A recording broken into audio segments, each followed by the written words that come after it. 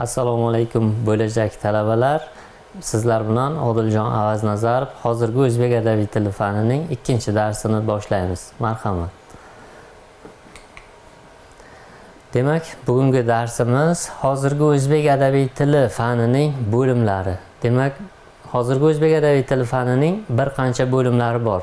Tilshunoslarning hisob-kitobiga qaraganda ular 20 ga yaqin yoki 20 dan ortiq deb tasnif qilinadi. Demak, birinchi bo'lim bu til tarixi hisoblanadi. Til tarixi bo'limida biz ma'lum bir tilning demak muayyan davrdagi holati, qanday davrlarga bo'linishi, uning leksik, grammatik xususiyatlari bilan tanishib chiqamiz. Demakki, bugungi til tarixi bo'limida biz demak o'zbek tilining, ya'ni turkiy tillarning tarixi bilan tanishib chiqamiz. Demak, keyingi bo'lim bu dialektologiya bo'limi hisoblanadi va dialekt so'zining ma'nosi sheva, lahja degan ma'nolarni bildiradi. Shundan kelib chiqib aytish mumkinki, dialektologiya bo'limida shevashunoslik, demak lahjalar hamda shevalar xususiyatlari o'rganiladi. Demakki, keyingi bo'limimiz bu fonetika bo'limi hisoblanadi. Fane so'zi demak yunonchadan olingan bo'lib, tovush degan ma'noni bildiradi. Masalan, telefon, grammofon, magnitofon deganda aynan fone so'zini biz qo'shib ishlatamiz. Demakki, fonetika bo'limida nutq tovushlari tizimi, nutq apparatlari hamda tovush o'zgarishlari, segment hamda u segment birliklari bilan tanishib chiqamiz. Bo'g'in hamda urg'ularning xususiyatlari hamda ularning turlarini ko'rib o'tamiz. Demakki, keyingi bo'limimiz bu fonologiya bo'limi hisoblanadi. Fonologiya bo'limida nutq tovushlarining funksional tomoni, ya'ni ma'no farqlash tomonini o'rganamiz. Buni tilshunoslikda demak tilning vazifaviy, nutqning vazifaviy tomoni ham deb aytiladi. Tilshunosligimizda til va nutq alohida farqlanadi va fonologiya bo'limida ana shu nutqning demak tildagi ko'rinishlari ko'rib o'tiladi. Keyingi bo'lim bu grafika bo'limi hisoblanadi. Grafika bo'limida biz harflar, alifbo hamda harf va fonema o'rtasidagi munosabatlarni ko'rib o'tamiz.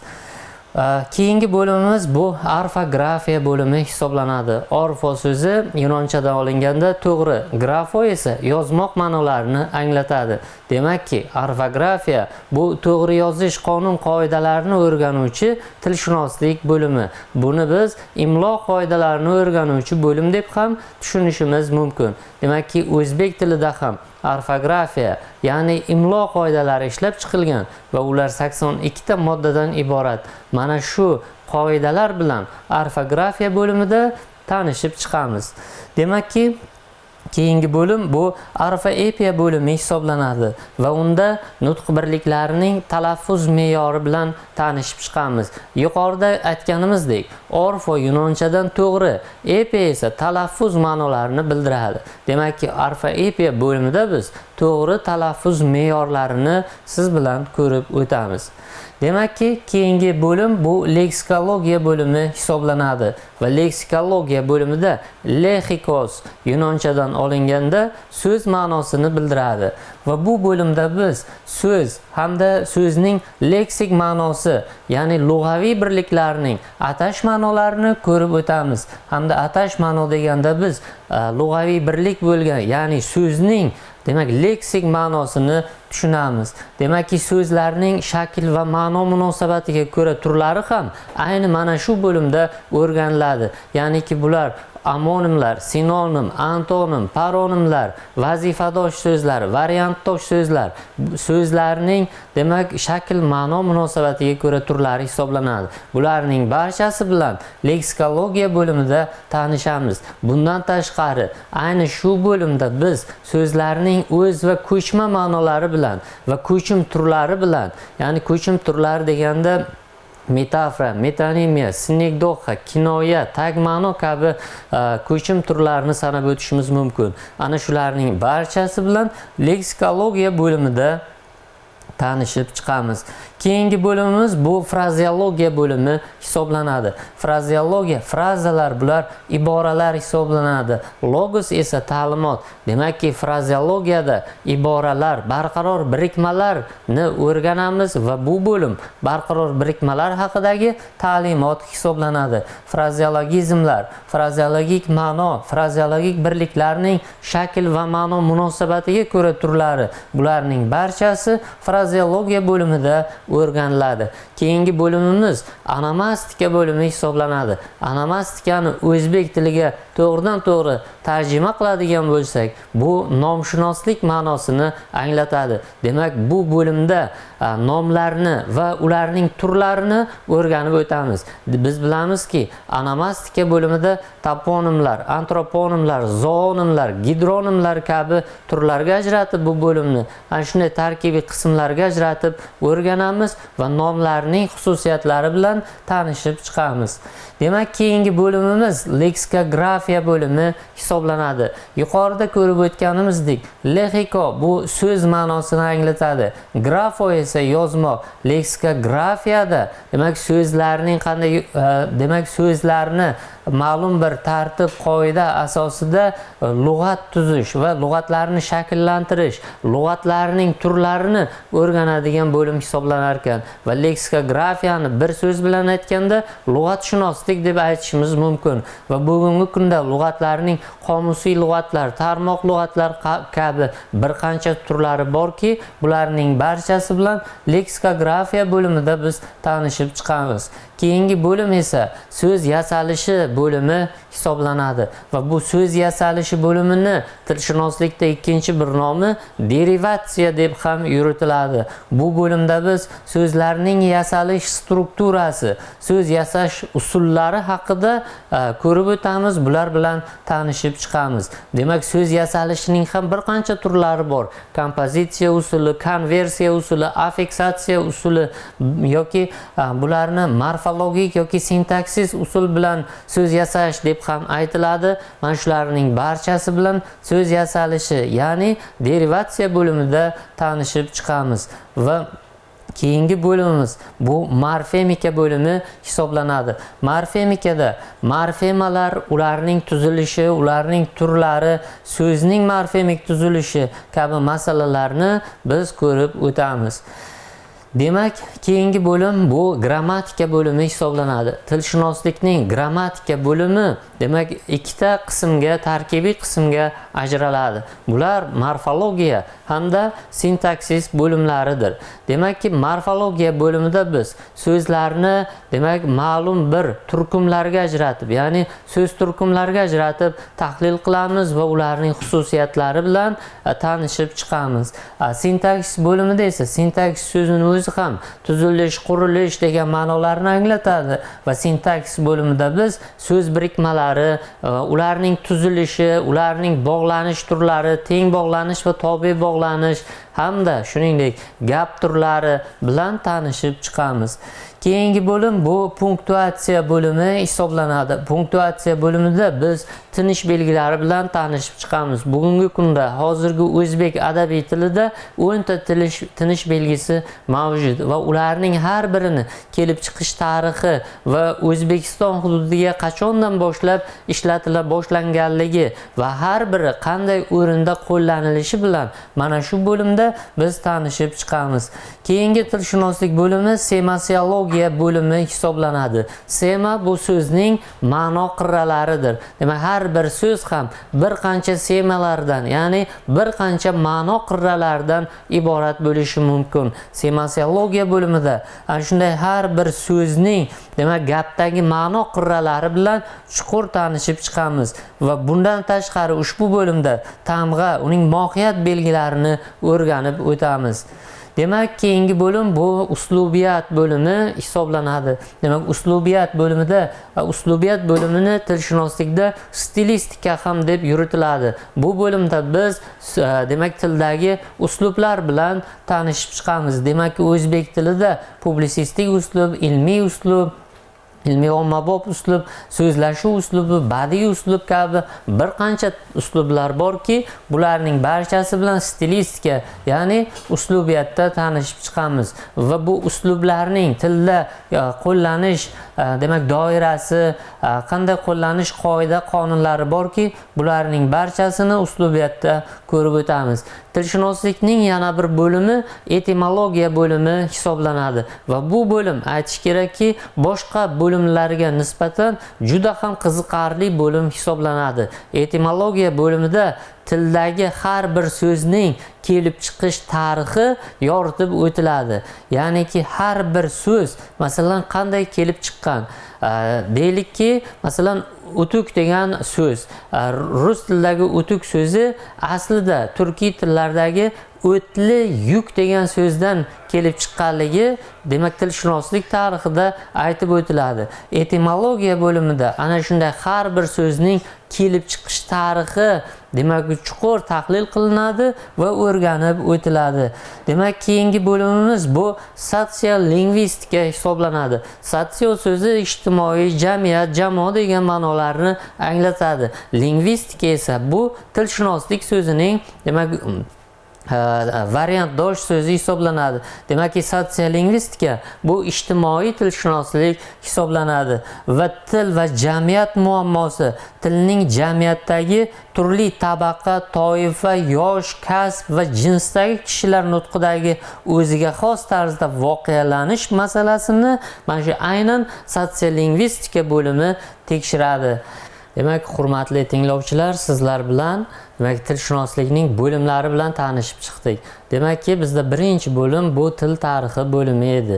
Endi mana shu til tarixi bo'limini har bir mayda elementlari bilan demak tanishib chiqamiz. Til tarixi bo'limi, demak o'zbek adabiy tilining taraqqiyot bosqichlari bilan shug'ullanadi. Demak, o'zbek adabiy tili bugungi kungacha 4 ta taraqqiyot davrini o'z boshidan kechirgan.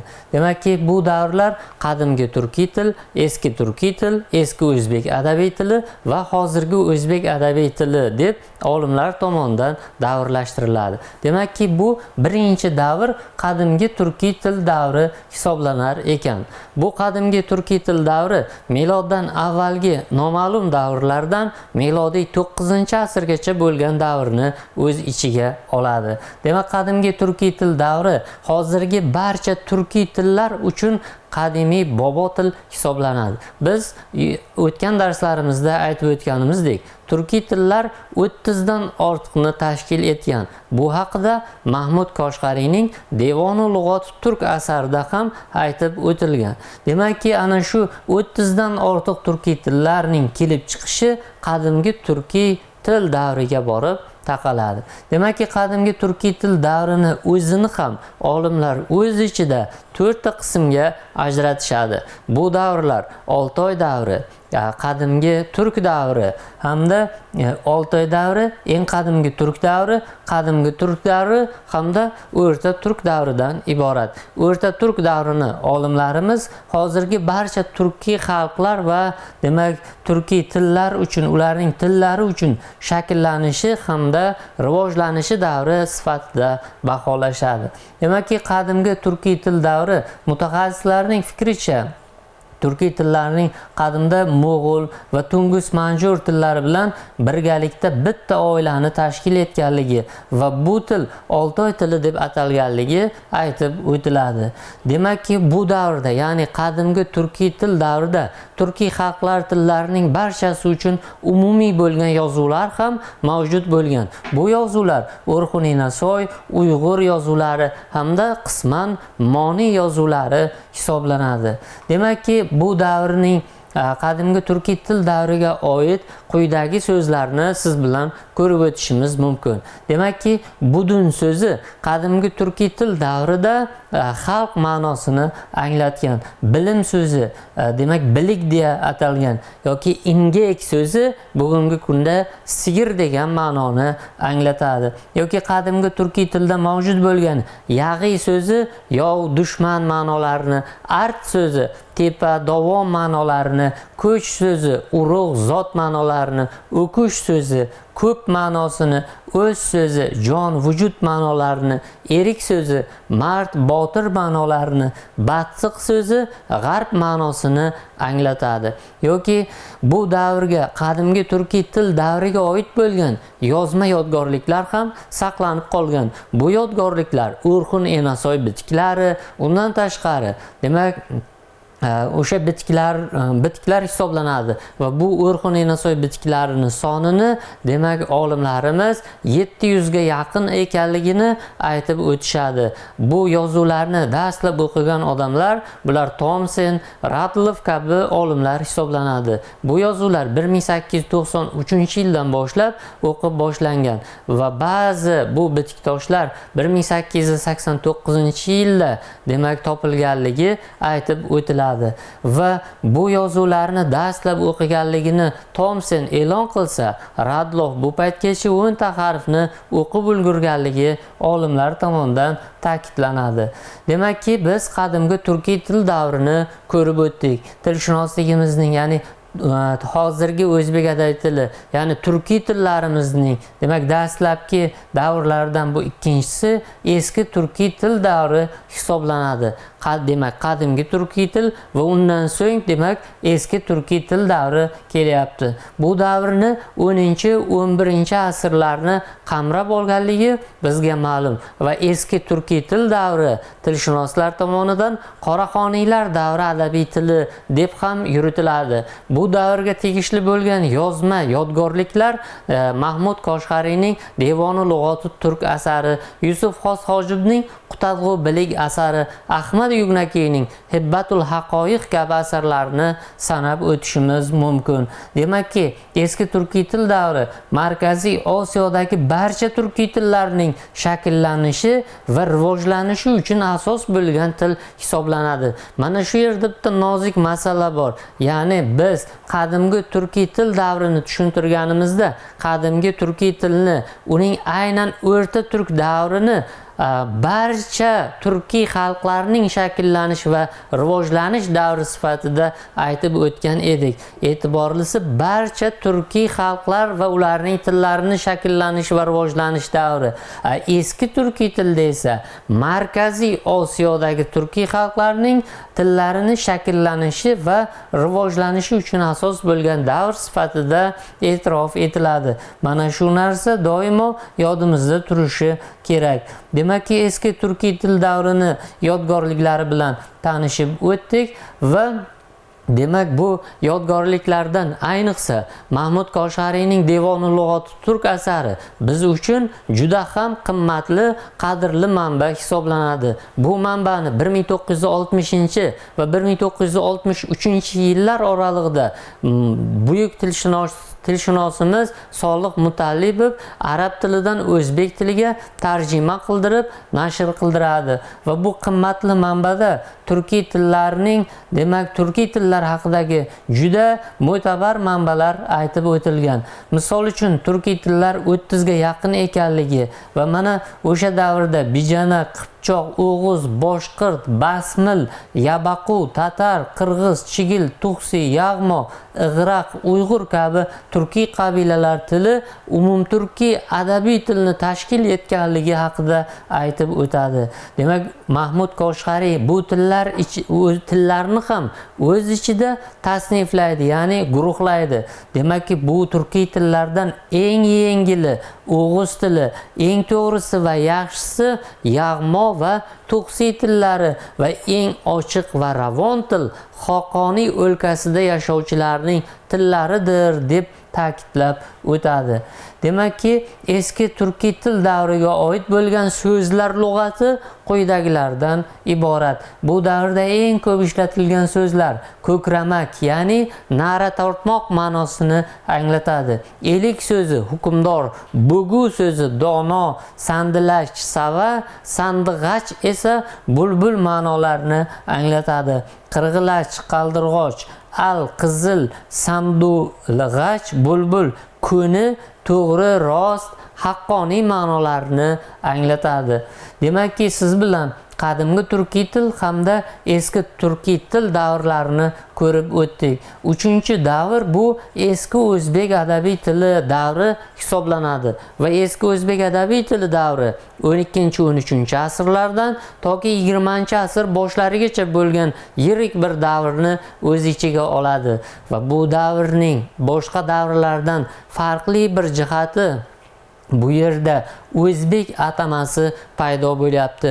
O'tgan davrlarda qadimgi turkiy til, eski turkiy til deb ko'rib o'tgan edik. Aynan bu davrdan boshlab eski o'zbek adabiy tili degan atama paydo bo'ldi. Bundan anglash mumkinki, ayni davrlarga kelib turkiy xalqlar, turkiy urug'lar ichidan o'zbek urug'i yetakchi maqomiga ko'tarilganligi va o'zbek tili ham, demak, boshqa turkiy tillarga qaraganda mavqei ancha balandlatganligi va bu tilning adabiy til darajasiga ko'tarilganligini ko'rib o'tishimiz mumkin. Eski o'zbek tilining adabiy til darajasiga ko'tarilishida Buyuk Alisher Navoiy bobomizning hissalari juda ham katta hisoblanadi va mazkur davrning boshqa bir davrlardan yana bitta xususiyatli jihati shundan iboratki, eski o'zbek adabiy tili davriga tegishli bo'lgan yozma yodgorliklar juda ham ko'p. Ular bir necha yuzlab bunday manbalarni topishimiz mumkin. Alisher Navoiy, Lutfiy, Sakkokiy, Atoiylardan tortib toki 18, 19, 20-asr boshlarida ijod qilgan, demak, Ogahiy, Munis, Avazotar, Firuz kabi yuzlab ijodkorlarning asarlari ayni mana shu davr tilida yaratilganligi bilan e'tiborli va qimmatlidir. Demakki, eski o'zbek adabiy tili davridagi ikkita adabiy til an'anasi, ya'ni sharqiy adabiy til hamda g'arbiy adabiy til an'analari mavjud bo'lganligi ko'rib o'tiladi. Demakki, sharqiy adabiy til deganda qorliq Uyg'ur adabiy tili tushunilsa, g'arbiy adabiy til deganda Qipchoq, O'g'iz adabiy tillari tushuniladi va bu davrlarga tegishli yozma yodgorliklar ham mavjud. Misol uchun, g'arbiy adabiy til an'anasida, demak, Rabg'uziyning Qissas Rabg'uziy asari yozilganligi aytib o'tiladi va demak, g'arbiy til an'anasida esa g'arbiy til an'anasida Qul Alining Qissa Yusuf dostoni hamda sharqiy til an'anasida Rabg'uziyning Qissas Rabg'uziy asarlari yozilganligi aytib o'tiladi. Demakki, o'zbek adabiy tilining shakllangan davrini ifoda etuvchi badiiy asarlar mana shu asarlar hisoblanadi va bundan tashqari tilshunos olim Barovkovning ta'kidlashicha 13-asrda eski o'zbek adabiy tilining yorqin namunalaridan biri bo'lgan asar bu tafsir asari hisoblanadi. Tafsir bu Qur'oni Karim degan muqaddas kitobimizni, demak, tafsiri sharhlaridan iborat bo'lgan kitob hisoblanadi. Endi demak 12-13-asrlarda yaratilgan Devoni Hikmat, Qissas Rabg'uziy, Muhabbatnoma, Merojnoma, Muqaddimatul Adab, Yusuf va Zulayho, O'g'iznoma kabi asarlar mana shu davr tilini yorqin aks ettiruvchi adabiy badiiy manbalar hisoblanishini ta'kidlab o'tishimiz joiz. Keyingi, demak, eski o'zbek adabiy tiliga, demak, atamasi, adabiy tilidagi o'zbek atamasi tarixda ilk bora 12-asrda Rashididdinning Mo'g'ullar tarixi asarida demak qatnashganligini ko'rib o'tishimiz mumkin. Bundan tashqari Jaloliddin Manguberdining qo'shin boshliqlaridan birini ismi O'zbektoy bo'lganligi ham tarixdan bizga ma'lum. O'zbek so'zining lug'aviy ma'nosi esa o'ziga bek, otliq qo'shin, sodda, to'g'ri, insofli, samimiy, saxiy, dil tortar, odamoxun, suyukli degan ma'nolarni anglatishi bizga ma'lum. Va eski o'zbek adabiy tiliga xos bo'lgan so'zlar quyidagilardan iborat. Ya'ni cherik so'zi askar ma'nosini, qo'shin ma'nosini anglatgan. huvaydo so'zi ayon, ravshan, kilk so'zi qamish, qalam ma'nolarini berganligini ta'kidlab o'tish mumkin. Qopingda so'zi eshigingda, ev so'zi uy ma'nosini anglatgan yoki ulus so'zi el, xalq, bilmon so'zi bilmayman, butradi, tarqaldi, ketdi, behbud so'zi esa sog'lomlik ma'nolarini anglatganligini aytib o'tishimiz mumkin. Demakki, 4-bosqich bu hozirgi o'zbek adabiy tili davri hisoblanar ekan. Biz siz bilan demak yuqorida ko'rib o'tdik. Turkiy tillar, qadimgi turkiy til, eski turkiy til, eski o'zbek adabiy tili va nihoyat hozirgi o'zbek adabiy tili davriga bo'linadi. Hozirgi o'zbek adabiy tili davri 20-asrning boshlaridan, ba'zi manbalarda esa 20-asrning ikkinchi yarmidan bugungi kungacha bo'lgan adabiy til davri sifatida baholanadi va eski o'zbek adabiy tilini xususiyatlarini o'tgan davrlardagi tilimiz xususiyatlaridan qanday farqlanishini uni demak eski o'zbek adabiy tili bilan qiyoslash orqali bilib olishimiz mumkin. Ana shundagina eski o'zbek adabiy tilining xususiyatlari yanada ravshanroq bizga namoyon bo'ladi. Demakki, eski o'zbek adabiy tili hamda hozirgi o'zbek adabiy tilini birozgina qiyoslab o'tamiz. Eski o'zbek adabiy tilida ni tushum kelishigi g'i, ig', g, ik qo'shimchalari bilan ifodalaganligi aytiladi. Masalan, biliglik, so'zuk, so'zlayur. Bu yerda so'zuk so'zidagi ug qo'shimchasi hozirgi o'zbek adabiy tilidagi ni tushum kelishigini ifodalaydi. Ya'ni eski o'zbek adabiy tilida so'zuk, hozirgi o'zbek adabiy tilida so'zni deya tarjima qilinadi. Ikkinchi bir farqli jihat bu jo'nalish kelishigida ko'zga tashlanadi. Hozirgi o'zbek adabiy tilida jo'nalish kelishigi ga qo'shimchasi bilan ifodalanadi. Eski o'zbek adabiy tilida esa ayni shu qo'shimcha ru, karu, qaru qo'shimchalari bilan ifodalangan. Masalan, abru uyga, astqaru ortga ma'nolarini anglatgan. Uchinchi bir farqli jihat bu qarashlilik shaklida ko'zga tashlanadi. Qarashlilik shakli hozirgi o'zbek adabiy tilida niki qo'shimchasi bilan ifodalanadi. Xo'sh, bu qo'shimcha eski o'zbek adabiy tilida qanday ifodalangan? Eski o'zbek adabiy tilida niki qarashlilik shakli ning turur shaklida qo'llanilgan. Masalan, maning turur bu meniki, saning turur seniki ma'nolarini anglatib kelganligini ta'kidlash mumkin. Keyingi farqli jihat 15-asrgacha eski o'zbek tilida gan sifatdosh shakli duk, duq shaklida ishlatilgan. Ya'ni bugungi kunda ochilgan kun degan so'z birikmasini demak o'tgan eski o'zbek adabiy tili davrida ochildik kun yoki ochildik kun deb aytilganligini ko'rishimiz mumkin. Yana bir farqli jihat bu shart maylida ko'zga tashlanadi. Hozirgi o'zbek adabiy tilida shart mayli qo'shimchasi sa qo'shimchasi hisoblanadi. Eski o'zbek adabiy tilida esa bu qo'shimcha sar qo'shimchasi bilan demak berilgan. Ya'ni demak masalan borsa emas, borsar shaklida qo'llanilgan. Demakki, keyingi farqli jihat bu so'zlarda zamon o'tishi bilan ba'zi bir fonetik o'zgarishlar ham ro'y berganligini ko'rib o'tishimiz mumkin. Mana shunday so'zlardan biri bu adgu so'zi. Eski o'zbek adabiy tilida adgu so'zi zamon o'tishi bilan fonetik o'zgarishlarga uchrab, bugungi kunda ezgu deya ataladi yoki ev so'zi bugungi kunga kelib uy shaklida ishlatiladi yoki adaq so'zini bugungi kunda oyoq deb demak aytib o'tamiz. Eski o'zbek tilida o'g so'zi ana, fikr, aql ma'nolarida qo'llanilganligini ham ko'rib o'tishimiz mumkin.